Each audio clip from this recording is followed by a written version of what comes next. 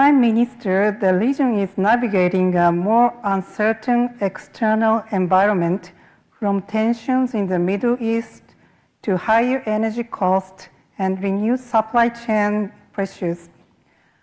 How do you see these developments affecting ASEAN countries, both economically and strategically? Thank you. I took the wrong seat. And in politics, it's very dangerous to take people's seat. What we have done in ASEAN, there may be minor differences, but I think the unique feature of ASEAN is, firstly, it's one of the most stable and economically resilient region in the world. It is relatively most peaceful if you compare to the skirmishes, disruptions throughout the world.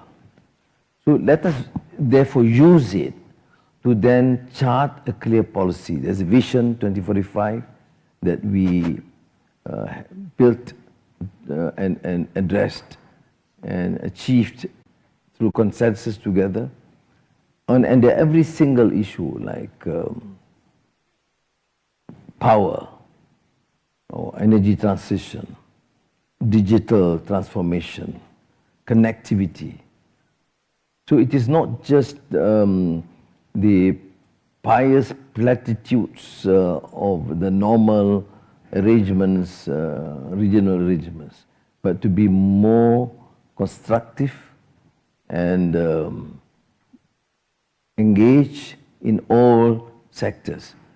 So the region, as I understand it, is probably the most vibrant in exchanges and discussions between not only heads of government, but also ministers and officials.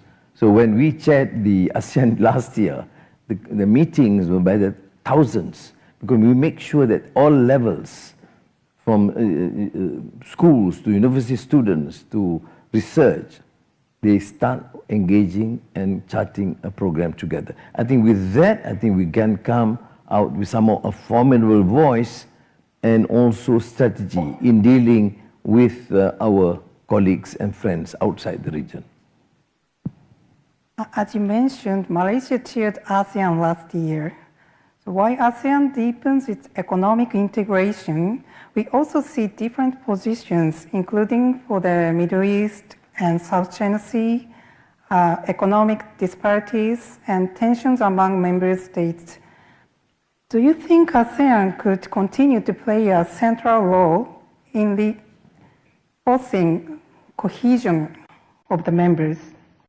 And how do you see the ability of ASEAN in translating discussions of member countries so as to together make concrete and effective actions? Well, let us put this way.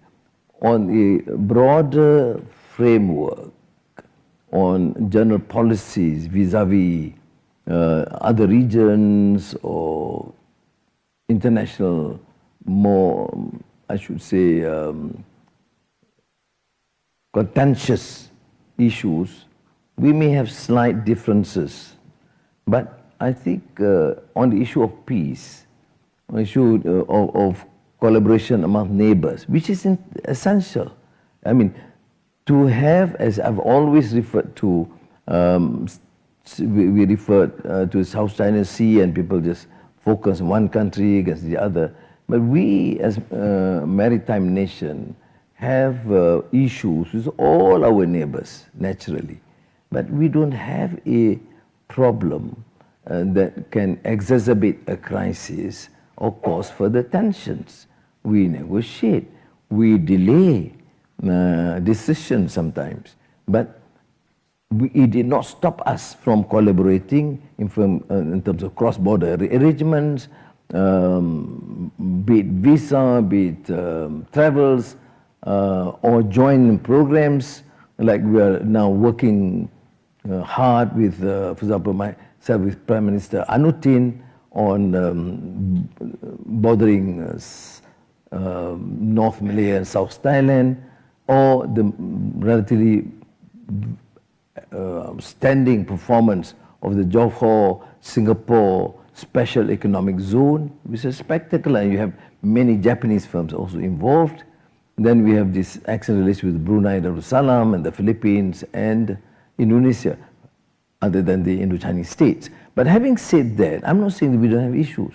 We have issues of smuggling, we have issues of illegal fishing, but it does not disrupt relations. That's important. And it's still based on trust, and we work well jointly. We cannot have worked with Thailand if we don't have that measure of trust to work to jointly develop our borders, our border areas. We cannot have this excellent exemplar par excellence in terms of sub-regional cooperation between Malaysia and Singapore if there is not based on trust.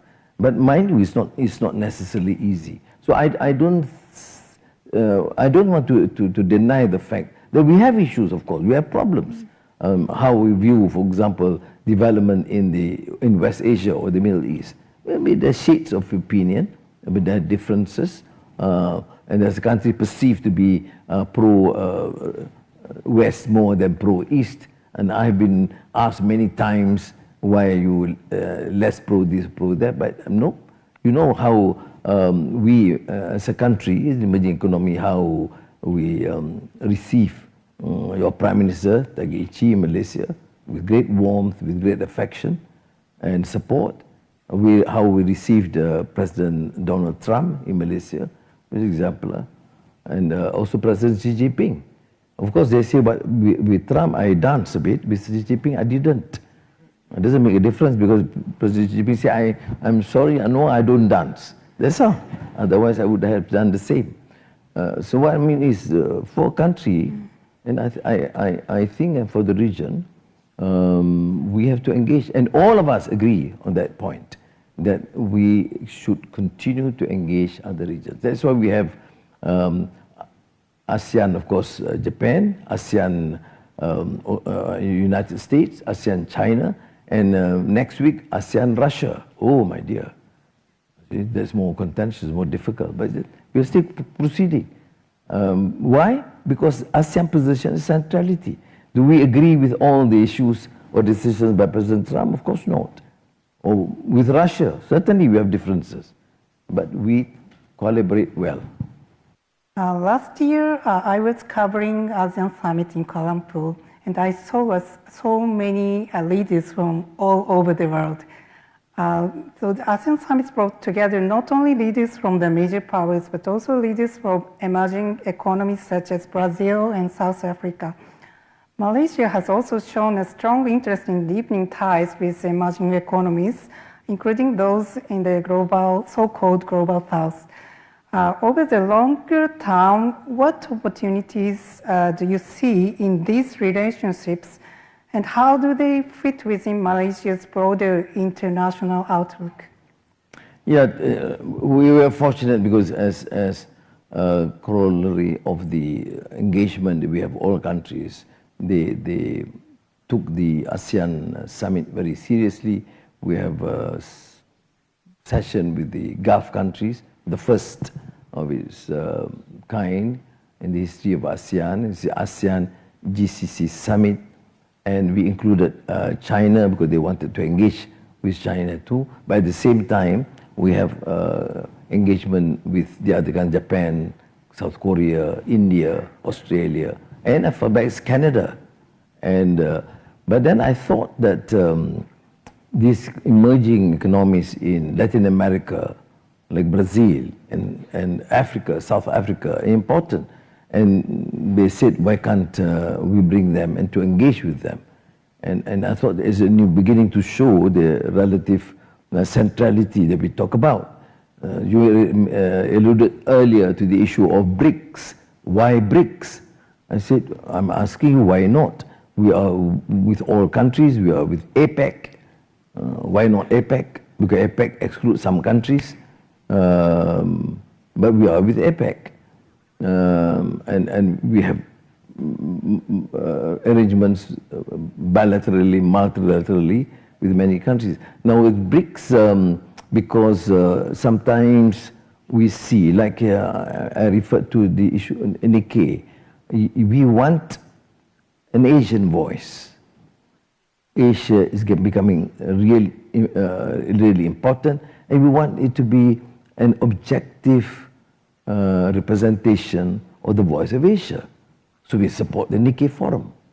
And in BRICS, we thought that if countries less industrialized in the third world is not being heard effectively.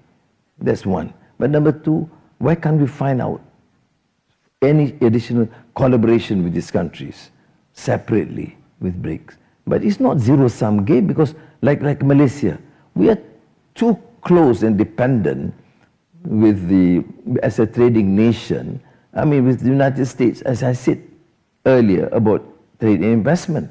You mean attending a BRICS meeting would mean that we are forsaking that sort of relationship? No, I will not do that, because I will do that at the expense of Malaysians, of the country, and general Malaysians, because the dependence on economic strength from there. So therefore, we have again BRICS. We have why the GCC, this was before the war, because GCC is emerging as a major nation, very successful, vibrant in all this new technology, energy transition. We continue to work with the GCC. And to me, it is of critical importance for ASEAN to continue engaging vibrantly, aggressively with all countries.